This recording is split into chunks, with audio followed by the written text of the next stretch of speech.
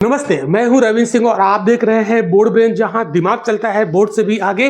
Board brain का एक ही मकसद है, जहां हर स्टूडेंट बने स्मार्ट लर्नर। आज की क्लास में हम लोग पढ़ेंगे क्लास 10th की मैथ्स चैप्टर होगा 4, जिसका नाम होगा द्विघात समीकरण। ओके, इसके पहले हम 3 चैप्टर आपको पढ़ा चुके हैं। जिन स्टूडेंट ने वो वीडियोस ना देखे हों तो इसकी प्ले लिस्ट बना दी गई है क्लास 10th मैथमेटिक्स में, और उसको आप क्लिक करके सारे वीडियो एकदम क्रम से आप वहां देख सकते हो। तो आज हम यहाँ पर बहुत इंपॉर्टेंट चैप्टर शुरू कर रहे हैं। तो सबसे पहले इस चैप्टर का हम इंट्रोडक्शन यानी इसके कॉन्सेप्ट सिखाएंगे, और कॉन्सेप्ट सिखाने के बाद हम आपको एनसीईआरटी की एक्सरसाइज सॉल्व कराएंगे। फिर इसके हम मल्टीपल चॉइस क्वेश्चन कराएंगे। फिर इसके हम अभी तक बोर्ड एग्जाम में प्रीवियस ईयर में जितने भी प्रश्न पूछे गए उनकी सारी प्रैक्टिस कराएंगे। इतना अगर आप कर लेते हैं तो मैं दावे के साथ कह सकता हूं आप बोर्ड एग्जाम में 100 में 100 स्कोर करके आओगे। बस आपको क्या करना है, वीडियो पूरा देखना है और बार बार आपको रिवाइज करना है और नोट्स बनाने हैं। ठीक है, तो इसमें जो द्विघात समीकरण होता है वो क्या होता है पहले हम समझ लेते हैं। तो द्विघात समीकरण जानने से पहले आपको द्विघात बहुपद यानी जो हमारा दो घात वाला पॉलिनोमियल होता है वो हमें जानना पड़ेगा। हालांकि हम आपको पहले पढ़ा चुके चैप्टर नंबर 2 में, है ना, बहुपद यानी पॉलिनोमियल हम आपको पढ़ा चुके हैं। तो द्विघात बहुपद क्या होता है?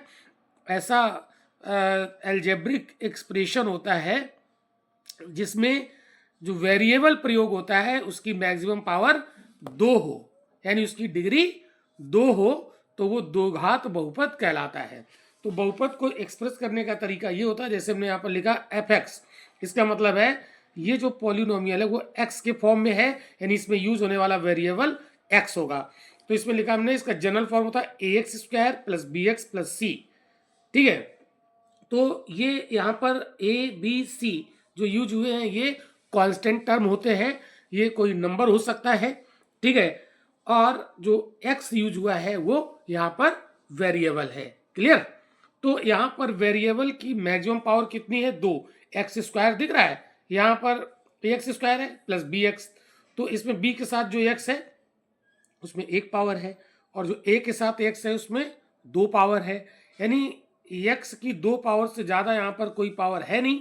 तो इसका मतलब है ये एक ऐसा पॉलिनोमियल है, ये एक ऐसा बहुपद है जिसकी डिग्री 2 है, अर्थात ये द्विघातीय पॉलिनोमियल है।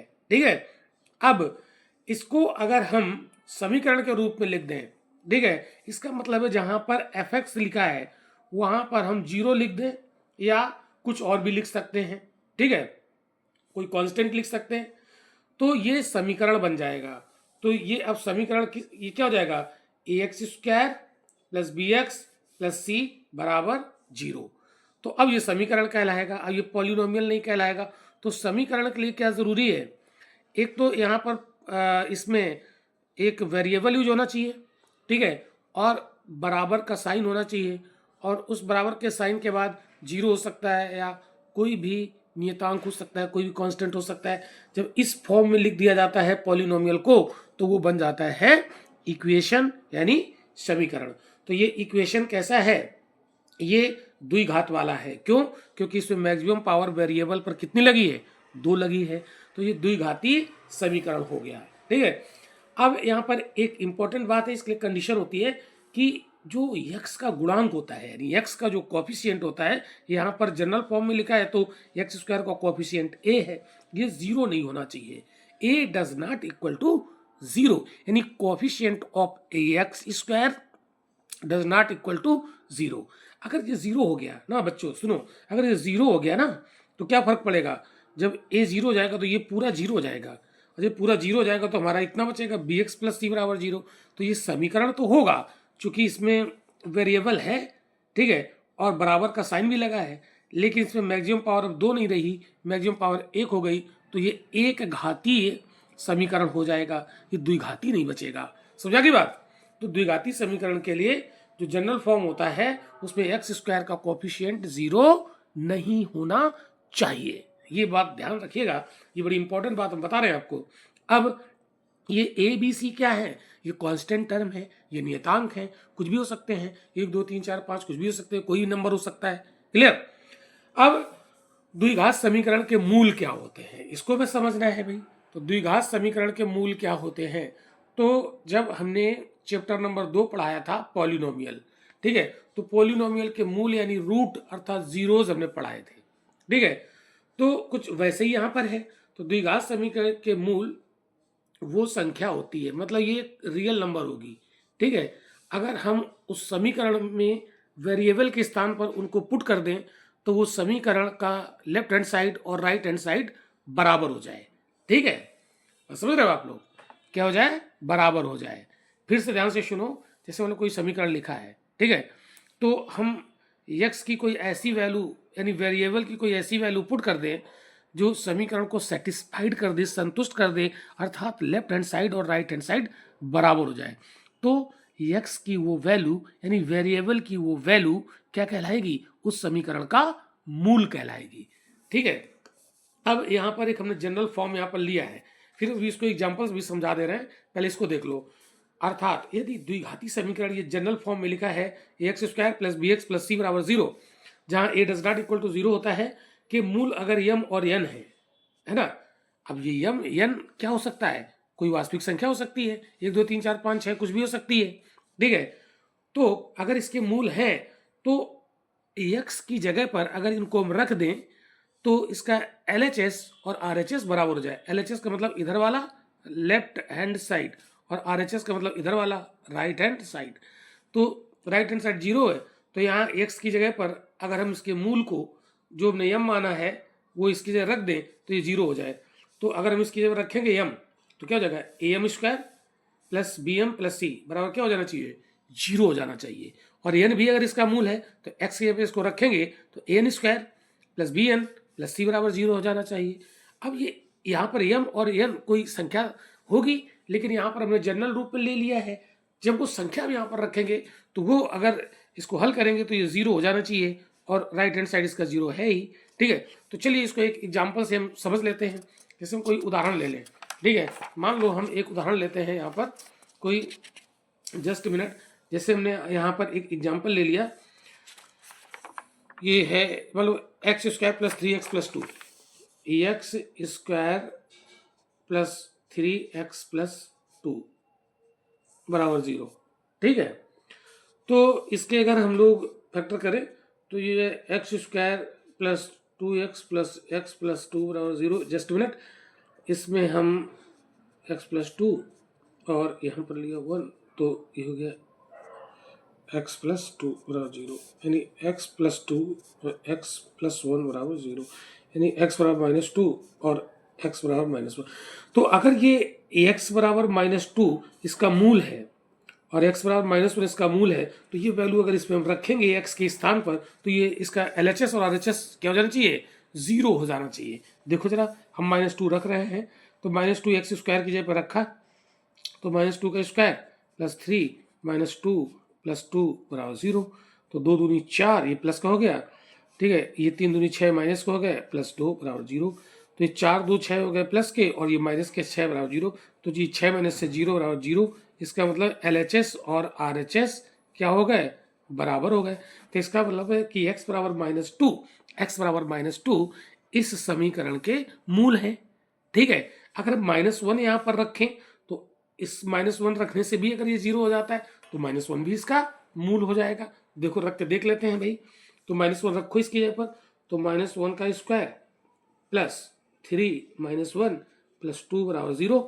तो ये -1 का स्क्वायर 1 हो गया, ये माइनस का 3 हो गया, प्लस का 2 हो गया बराबर 0, तो 2 1 3, ये प्लस के 3 हो गए और ये माइनस के 3 हो गए बराबर 0, तो 3 - 3 ये 0 बराबर 0 हो गया। ये भी LHS बराबर RHS हो गया।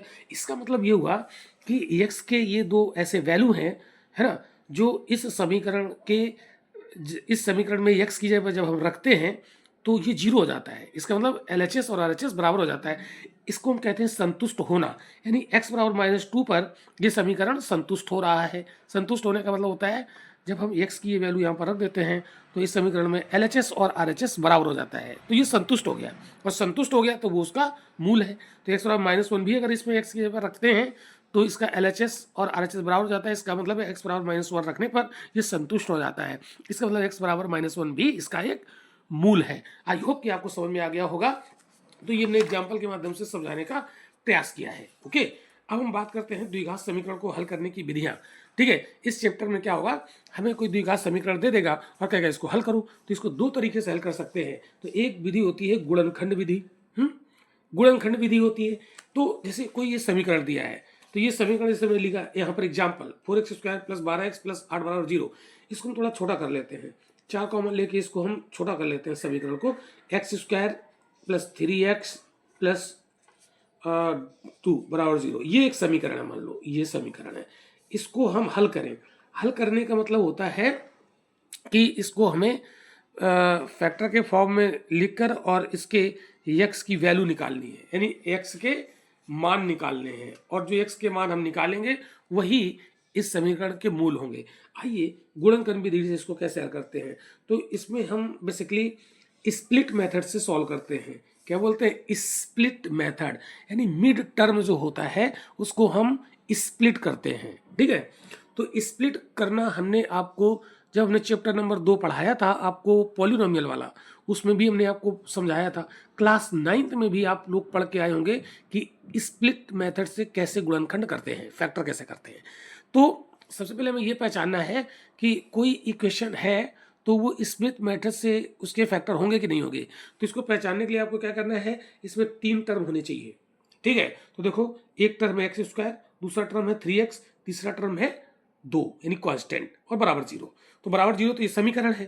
ठीक है, तो ये 3 पद वाला समीकरण है, इसमें 3 टर्म है, और जहां पर 3 टर्म होंगे उसको हम स्प्लिट मेथड से सॉल्व करेंगे। ठीक है ना बच्चों, समझ में आ रहा है? आई होप कि आपको यहां तक तो समझ में आ ही गया होगा। ठीक है, अब इसमें हम बीच वाले टर्म को स्प्लिट करते हैं, इसको कहते हैं मिड टर्म स्प्लिट मेथड। तो मिड टर्म क्या होता है, जो यक्स वाला टर्म होता है उसको मिड टर्म कहते हैं। ठीक है, अब हो सकता है कि एग्जाम्पल बड़ा स्मार्ट हो, वो 3x को पहले लिख दे, x² को बीच में लिख दे, तो आप सोचोगे कि जो बीच में होता है वही मिड टर्म होता है। नहीं, यहाँ पर मिड टर्म होता है जो x वाला टर्म होता है, ध्यान रखना है। ये स्थान बदल सकता है, x को x² की 3x को x² की जगह पर लिख सकता है और x² को बीच में कर देगा, तो आप हो जाओगे कंफ्यूज। तो मिड टर्म किसको मानोगे बच्चों, अरे किसको मानोगे, जो x के फॉर्म में होगा। ठीक है, तो जैसे 3x है, इसको हमें स्प्लिट करना है, इसके 2 टुकड़े करने हैं। तो जब 2 टुकड़े करेंगे तो ये 3 टर्म है 4 टर्म में बदल जाएगा, 4 टर्म में बदल जाएगा। कैसे करते हैं, देखो इसमें जो कांस्टेंट टर्म होता है, कांस्टेंट टर्म क्या होता है, जिसके साथ x नहीं होता है उसको लेते हैं, और x² का जो कोफिशिएंट होता है, जो गुणांक होता है, उससे गुणा करते हैं, जितना आता है फिर उसके फैक्टर करते हैं। तो देखो 2 का गुणा हम करेंगे x² के कोफिशिएंट से, तो x² का कोफिशिएंट है यहाँ पर 1, तो 2 का गुणा जब हम 1 से करेंगे तो 2 ही रहा। ठीक है, अब यहाँ पर हम साइड में लिख लेते हैं 2 रहा। ठीक है, अब हम 2 के ऐसे फैक्टर करें, ठीक है, 2 के ऐसे टुकड़े तोड़ें जिनका गुणा करने पर तो 2 ही आए। ठीक है, लेकिन उनको जोड़ने पर प्लस का 3 आ जाए, जोड़ने पर प्लस का 3 आ जाए। ठीक है, तो देखो ये क्या हो जाएगा, 2 1 जा 1 यानी 2 एकम 2। ठीक है, और जब हम 2 और 1 को जोड़ेंगे तो ये कितना आ जाएगा, 3 आ जाएगा, प्लस का 3 लाना है। ठीक है, ये देखना है, यहाँ 3 लिखा है तो 3 लाना है, यानी 2 के हमने ऐसे टुकड़े किए, 2 और 1, तो गुणा करेंगे 2 1 का तो 2 ही रहेगा, लेकिन 2 1 को जोड़ देंगे तो 3 आ जाएगा। तो अब हमें ऐसे लिखना है x² प्लस इस 3x को हमने क्या लिख देंगे, 2x + 1x, है ना, ये कर लिए ना टुकड़े, तो इसको क्या लिख दिया, 2x + 1x मतलब x, और +2 = 0। अब देखो ये 4 टर्म हो गए, 1 2 3 4, हमने किया क्या, 3x को हमने लिख दिया 2x + x, ये है तो 3x ही, बस उसको हमने स्प्लिट कर दिया है। अब इसमें 2 टर्म की पेयर बनाओ और इसमें कॉमन ले लो। ठीक है, तो इसमें कॉमन क्या है, कॉमन लेना तो अब आपको आता ही होगा, हाई स्कूल में हो ना आप लोग। ठीक है, तो यहाँ पर x कॉमन हो गया। ठीक है, तो यहाँ x बचा और यहाँ 2 बचा। अब इसमें हम ऐसा कॉमन लें कि यहाँ भी x + 2 ही रहे, जो यहाँ आया वही यहाँ रहे, इसका मतलब इसके हम प्लस का 1 कॉमन ले लें। तो बराबर 0। अब पूरे में x+2 कॉमन हो गया बच्चों, है ना। अब ये पूरे 2 टर्म हो गए, ठीक है। तो इसमें क्या है, x+2 कॉमन दिख रहा है, तो x+2 कॉमन चला गया, x बचा, यहाँ x+2 कॉमन चला गया, 1 बचा, बराबर 0। ठीक है, ये फैक्टर हो गए। तो फैक्टर होके क्या आ गया, x+2 बराबर और x+1 बराबर 0। इस समीकरण को हमने फैक्टर कर लिए, ठीक है। अब यहाँ पर 2 फैक्टर मिले, तो x+2 बराबर एक बार 0 कर दो तो x बराबर -2 हो गया। अब दूसरी बार x+1 बराबर 0 कर दो तो ये x बराबर -1 हो गया। तो x की 2 वैल्यू निकल आई, एक है -2 और एक है -1। यही इसके मूल हो गए, यही इसके रूट हो गए, ठीक है। तो द्विघात समीकरण को हल करते हैं और वहाँ पर जो वेरिएबल होता है उसके 2 वैल्यू निकलते हैं, और वही 2 वैल्यू क्या कहलाती हैं, उस द्विघात समीकरण के मूल कहलाते हैं। ये जो नहीं हमने सीखा, द्विघात समीकरण के मूल, ठीक है। तो द्विघात समीकरण को जब हम हल करते हैं तो वहाँ पर जो वेरिएबल यूज होता है x या कोई और भी हो सकता है, y हो सकता है, तो उसको हम फैक्टर करते हैं और उसकी 2 वैल्यू निकालते हैं। क्योंकि द्विघात है तो द्विघात समीकरण में 2 x के मान निकलते हैं, यानी वेरिएबल के 2 मान निकलते हैं। अगर वो एक घात वाला होता तो 1 निकलता। क्लियर, ठीक है। तो ये आई होप कि आपको द्विघात समीकरण को हल करने की जो गुणनखंड विधि है वो आपको समझ में आई होगी। अब हम आपको लेके चलते हैं, इसका एक दूसरा मेथड होता है, ठीक है। द्विघात समीकरण को हल करने का एक दूसरा मेथड होता है। अब आप कहेंगे सर दूसरा मेथड आप ना बताओ, हम तो एक ही मेथड, हमें ये समझ में आ गया है, हमें यही अच्छा लगता है, हम यही मेथड लगाएंगे और सॉल्व करेंगे। लेकिन एग्जामिनर बड़ा कलाकार होता है, वो कह देगा कि इस द्विघात समीकरण को गुणनखंड विधि से ना हल करो, द्विघात सूत्र विधि से हल करो, या धराचार, श्री धराचार मेथड कहते हैं इसको, इससे हल करो। तो फिर आपको गुणनखंड विधि चाहे जितनी आती हो, फिर आप गुणनखंड विधि से हल करके आओगे और उसने पूछ लिया है द्विघात सूत्र विधि से या श्री धराचार विधि से, तब तो आपको नंबर ही नहीं देगा। तो चूंकि सिलेबस में हमारे दोनों हैं तो हमें दोनों पता होना चाहिए। भाई उसने तो कुछ सोच समझ के ही दिया होगा ना सिलेबस, ठीक है। तो मानक द्विघात समीकरण मान लो ये है ax² + bx + c बराबर 0, जहाँ a बराबर 0 नहीं होता है, के मूल यानी रूट को निम्नलिखित सूत्र के प्रयोग से भी ज्ञात कर सकते हैं। हमें गुणनखंड नहीं करना है तो हम इससे निकाल सकते हैं, ठीक है। अब एग्जाम में उसने पूछ दिया कि गुणनखंड विधि से निकालो, तो आप गुणनखंड विधि से निकाल दो। अगर कह दे कि द्विघात सूत्र विधि से निकालो, तो आप ये फार्मूला लगा दो। क्या होता है, इसको याद करना है, x बराबर -b plus minus √b² - 4ac/2। बिल्कुल याद कर लो, इसको आप रट जाओ, 2-4 बार याद करो, रट जाएगा। जहाँ d जो होता है इसको विविधकर कहते हैं, डिस्क्रिमिनेंट। क्या कहते हैं, डिस्क्रिमिनेंट। तो ये क्या होता है, b² - 4ac। ये जो अंडर रूट हटा दो इसका, b² - 4ac, इसको डिस्क्रिमिनेंट कहते हैं, यानी d यानी विविधकर। इसको क्या कहते हैं, विविधकर, याद कर लेना, ठीक है। तथा वास्तविक मूलों के लिए विविधकर का मान हमेशा 0 से बड़ा होना चाहिए या 0 के बराबर होना चाहिए। ध्यान से सुनना मैं क्या बोल रहा हूँ, क्या कह रहा है, ये जो b² - 4ac है, ये अगर इसको हम इसकी वैल्यू निकालें, वो 0 हो या 0 से बड़ी हो, अर्थात प्लस में हो, तो इसके मूल वास्तविक होंगे।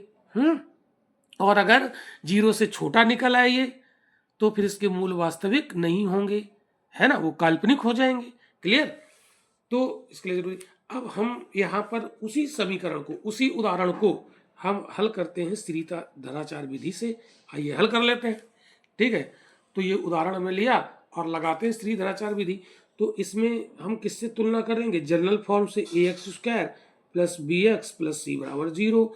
तो यहाँ पर a बराबर क्या है, x² का कोफिशिएंट a होता है, तो a बराबर 1 आ गया, b बराबर कितना है 3, c बराबर कितना है 2। अब लगा दो धराचार विधि, तो धराचार विधि से क्या होता है, x बराबर -b plus minus √b² - 4ac/2a, ठीक है। रख दो वैल्यू, x बराबर b की जगह पर कितना रखोगे 3, तो माइनस का 3 प्लस माइनस √b² यानी 3 का स्क्वायर -4a कितना है 1, c कितना है 2a 1। ठीक है, वैल्यू रख दी, अब हल करो। -3 प्लस अंडर रूट, ये 9 -8/2। ठीक है, -3, ये अंडर रूट के अंदर 1 बचा, और 1 का अगर हम अंडर रूट हटाएंगे तो 1 ही रहेगा। ठीक है, /2। अब यहाँ पर इसको हल करते हैं। ठीक है, यार जगह कम है। चलो, तो ये क्या आएगा, x बराबर -3 + -1/2। अब यहाँ पर हम x बराबर ये -3, एक बार हम प्लस का साइन ले लेंगे। ठीक है, तो x बराबर कितना आ जाएगा -2/2, यानी x बराबर कितना आ गया -1। और एक बार हम माइनस का साइन ले लेंगे, तो x बराबर -3 - 1/2। ठीक है, तो x बराबर -4/2, तो x बराबर -2। तो x की दो वैल्यू आ गई, एक आ गई -1, एक आ गई -2। यही तो फैक्टर मेथड से भी हमने निकाला था, याद करो, ये वाला बताया था आपको, फैक्टर मेथड से यही तो निकला था। ये फैक्टर मेथड से हमने इसको सॉल्व किया था, तब भी x की यही वैल्यू निकली थी -1 और -2। और हमने धराचार विधि से निकाला, तब भी वही इसका निकला आंसर। तो आप चाहे फैक्टर मेथड से निकालो, चाहे आप धराचार विधि से निकालो, या द्विघाती सूत्र विधि से निकालो, ठीक है, आंसर वही आएगा। ठीक है, समझा गया? आई होप कि आपको समझ में आ गया होगा। अब हम लोग बढ़ते हैं ठीक है, इंट्रोडक्शन, फिर हम इसके क्वेश्चन सॉल्व करेंगे अगले वीडियो में। तो द्विघात समीकरण के मूलों की प्रकृति क्या होती है, मूलों की प्रकृति कैसे चेक करते हैं? तो जैसे मान लो कोई द्विघात समीकरण है जिसका स्टैंडर्ड रूप ये है ax² + bx + c = 0, जहाँ a 0 नहीं होता है, के मूलों की प्रकृति यानी विविधकर डिस्क्रिमिनेंट d बराबर b² - 4ac के मान पर निर्भर करती है। ये हमने अभी थोड़ी देर पहले आपको बताया था। इसकी 3 कंडीशन होती हैं।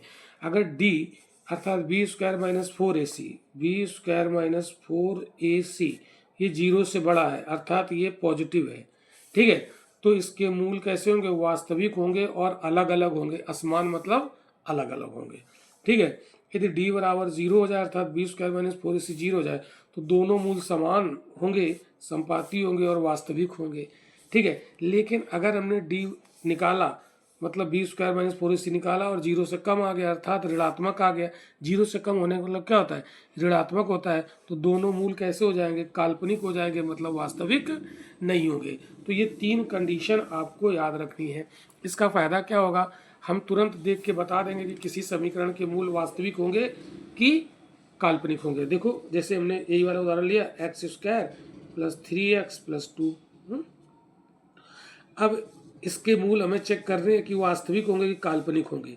जरा लगाओ, क्या लगाओगे, b² - 4ac निकालो, ये है ना, डिस्क्रिमिनेंट निकालो।